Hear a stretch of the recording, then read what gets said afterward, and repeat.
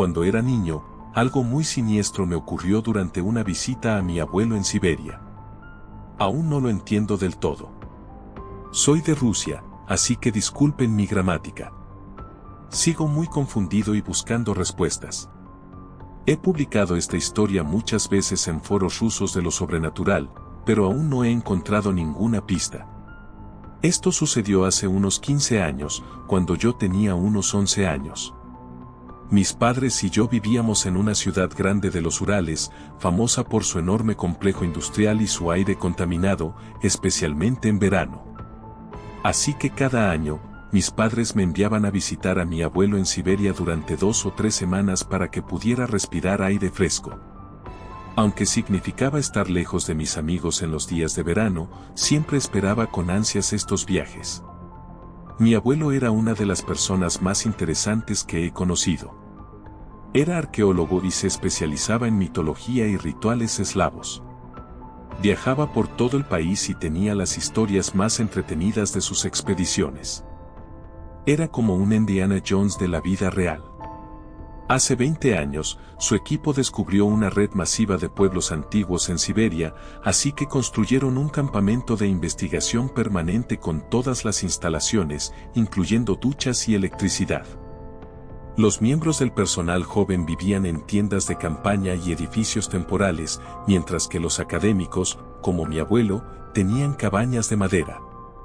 El campamento estaba en un lugar muy remoto y aislado, y llegar allí no era fácil.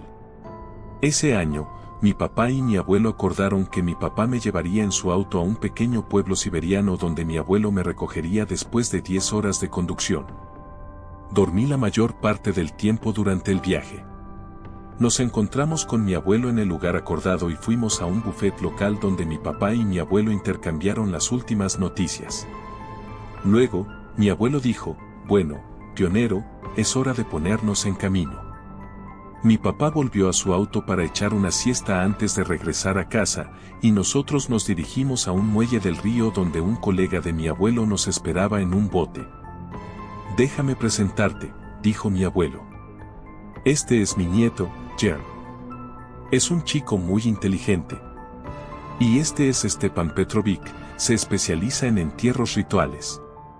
Esta primavera descubrimos un montículo increíble en la orilla del río, a 1 hora de nuestro campamento. Es muy atípico, así que Stepan Petrovic nos está ayudando a darle sentido. Le di a Stepan Petrovich un respetuoso gesto con la cabeza, a lo que él respondió, ¿eres una chica? Los hombres se dan la mano. Tenía un apretón de manos muy firme.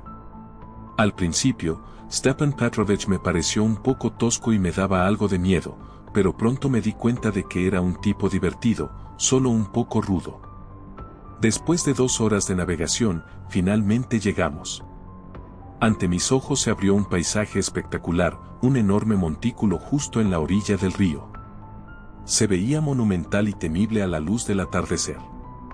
Pensaría que había viajado en el tiempo si no fuera por las tiendas de campaña de los investigadores que rodeaban la colina. Ahí está, magnífico, ¿no?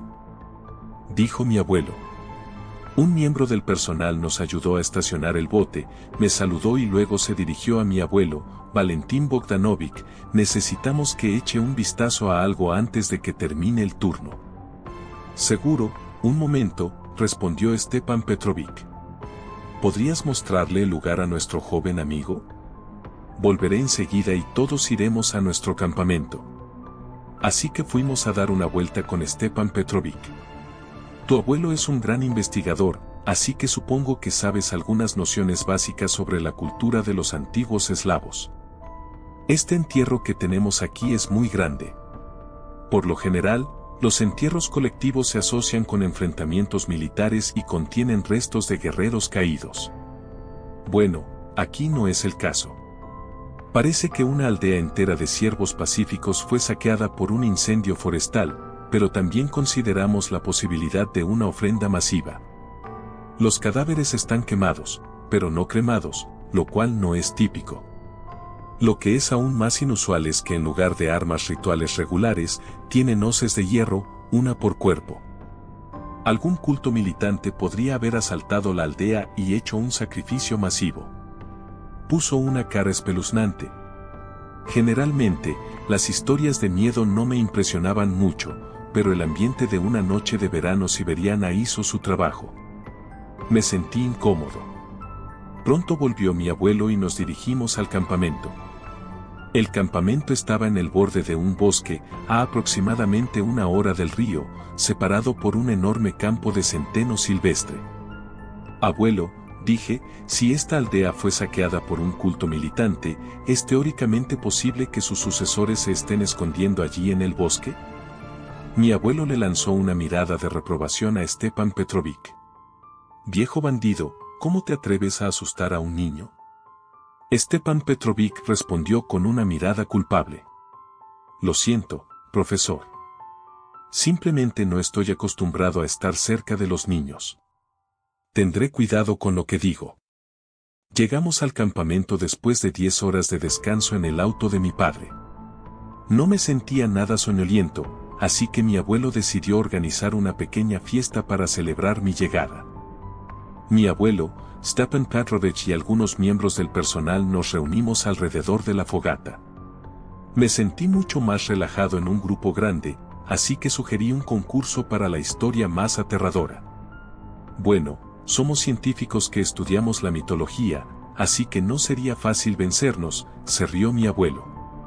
Por cierto, ¿sabes por qué la gente inventa historias de miedo?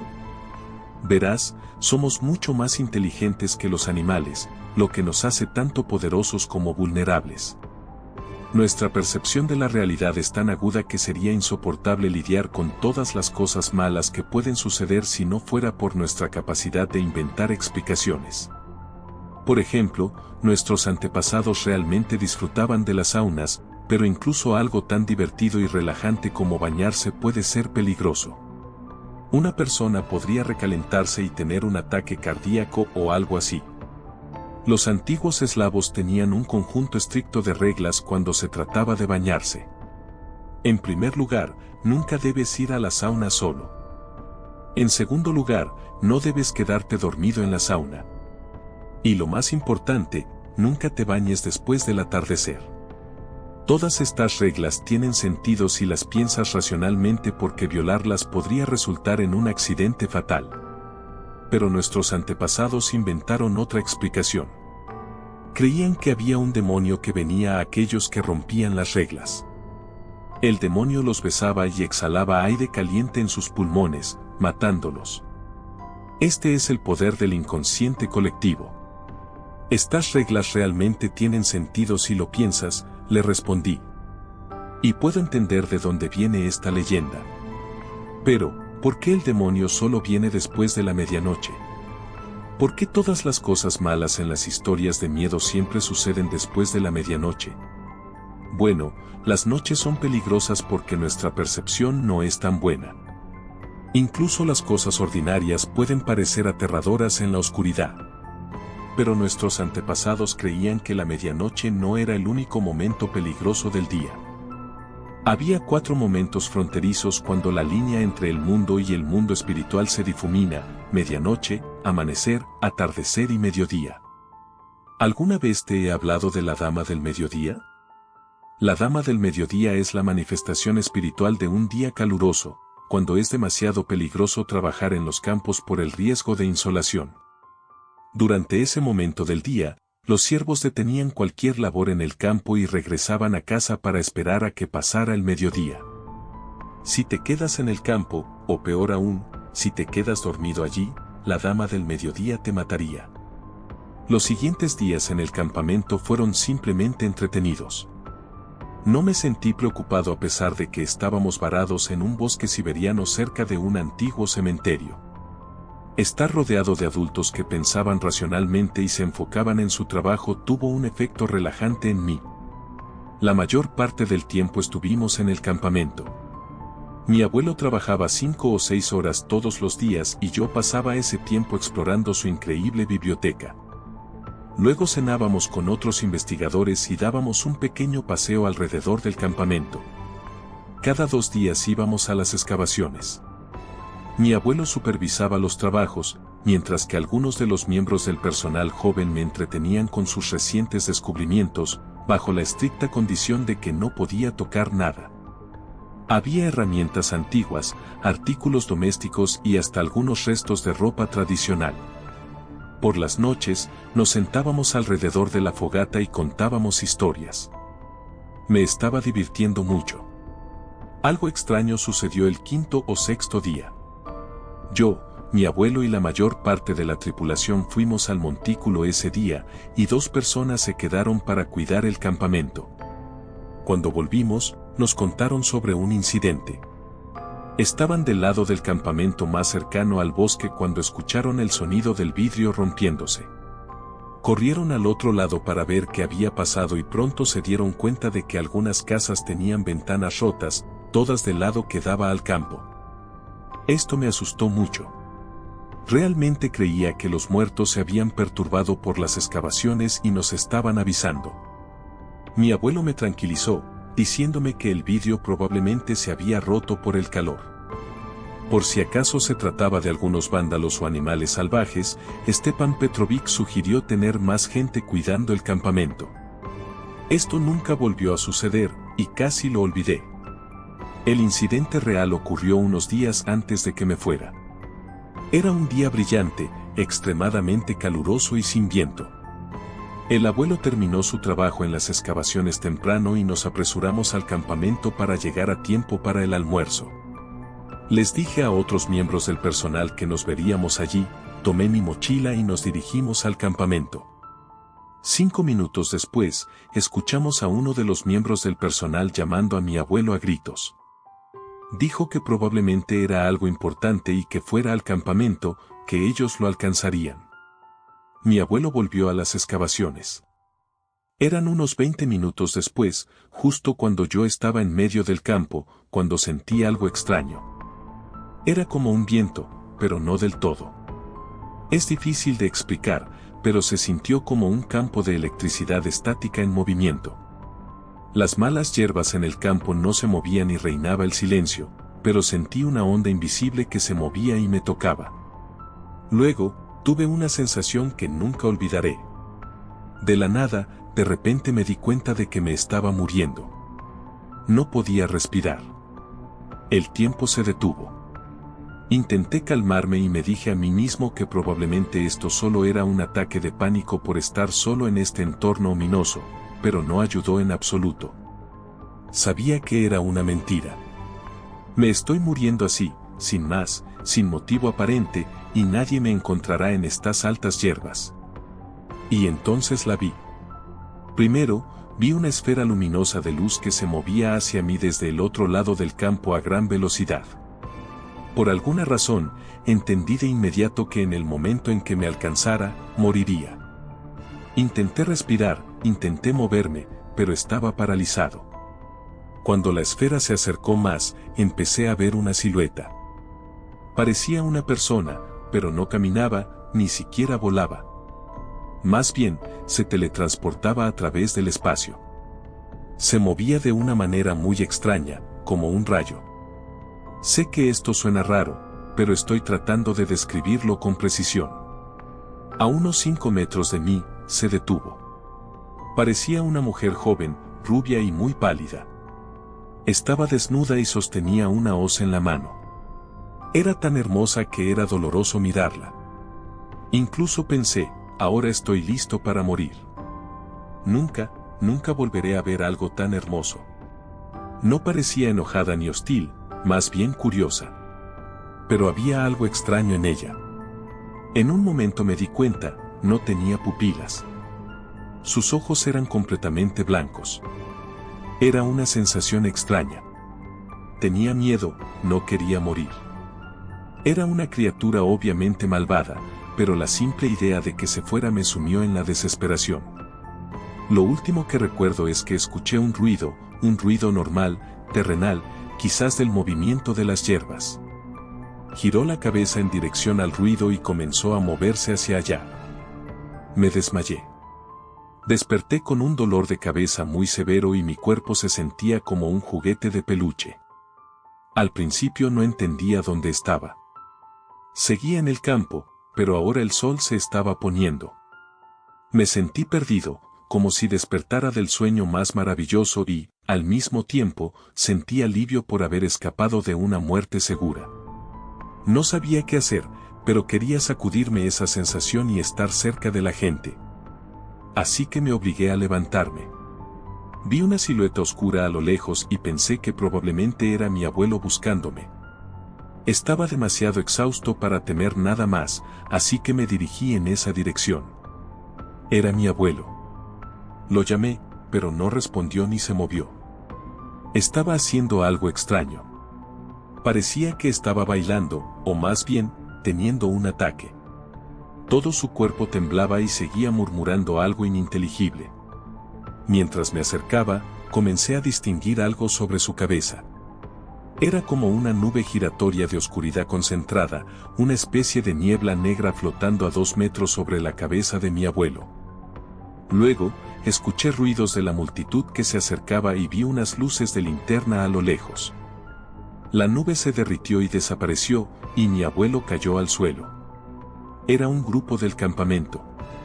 Estaban muy preocupados. Levantaron a mi abuelo y se apresuraron al campamento. Hablaban de lo difícil que sería conseguir una ambulancia aquí.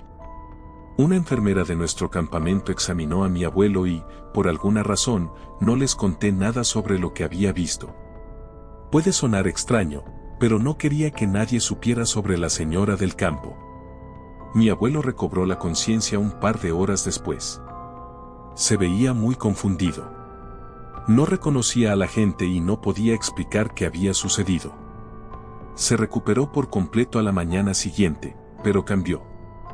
La mayor parte del tiempo era tan divertido y amable como siempre, pero de vez en cuando se congelaba y simplemente miraba al vacío durante unos minutos. Cuando intenté preguntarle si algo andaba mal, no respondía, solo me lanzaba una mirada muy sombría. No era nada parecido a él.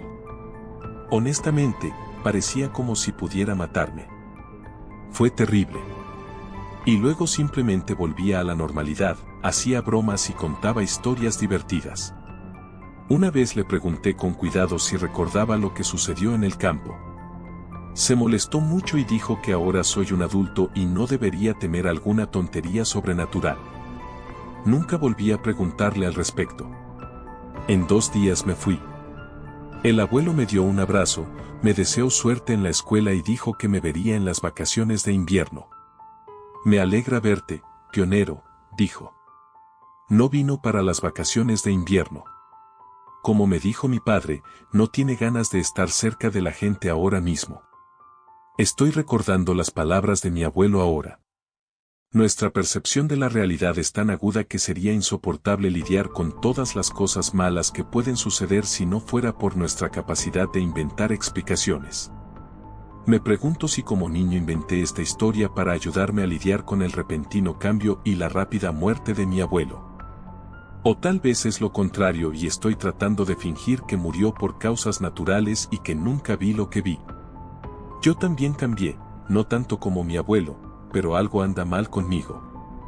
A veces me siento como si no pudiera experimentar la felicidad y la belleza de la misma manera que otras personas. Ojalá pudiera verla de nuevo, aunque sea por un breve momento. El verano siguiente fue la primera vez que tuve sentimientos encontrados sobre visitar a mi abuelo. Incluso iba a decirles a mis padres que quería ir a un campamento de verano con mis amigos ese año, pero no tuve que hacerlo.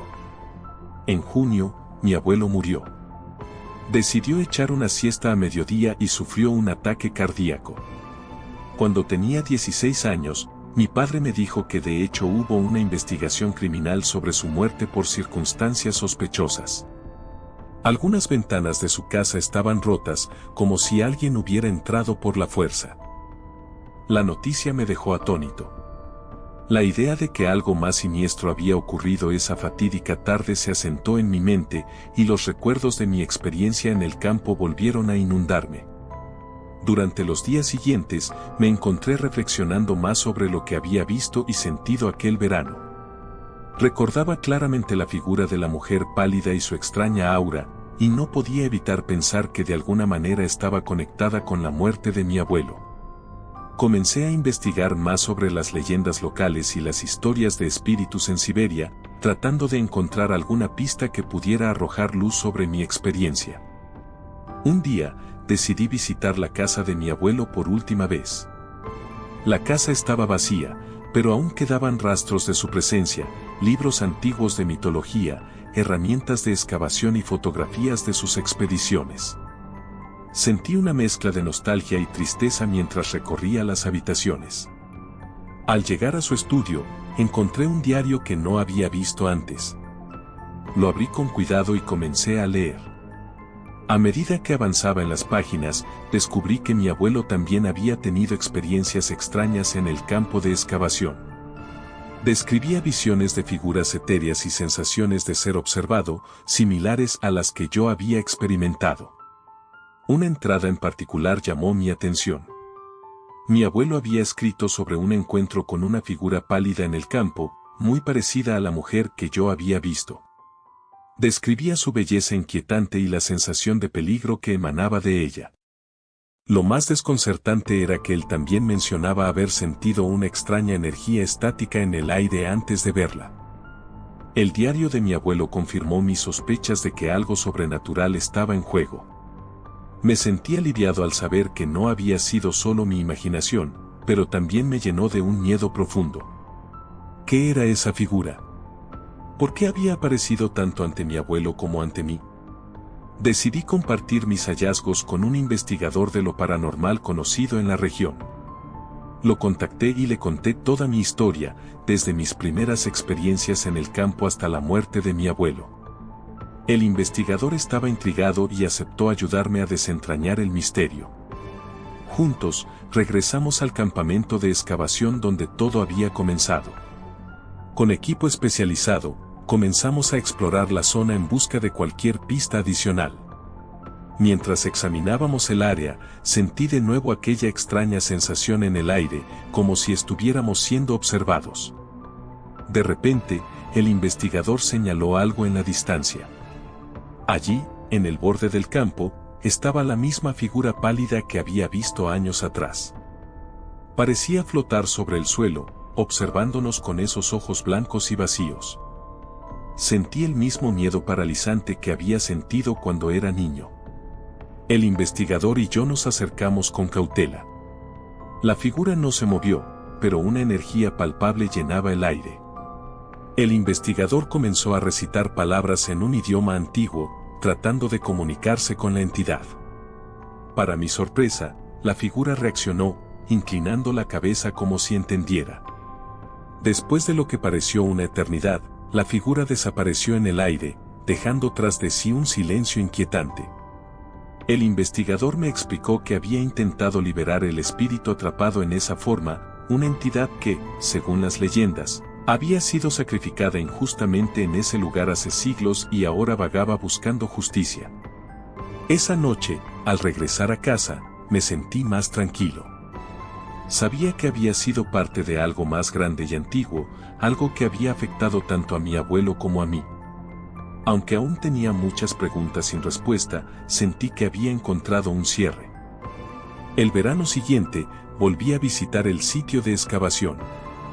El campo se veía diferente, más pacífico, como si una pesada carga hubiera sido levantada. Reflexioné sobre lo que había aprendido y cómo esa experiencia me había cambiado. Ahora entendía que algunas historias no están destinadas a ser completamente comprendidas, sino simplemente vividas y compartidas.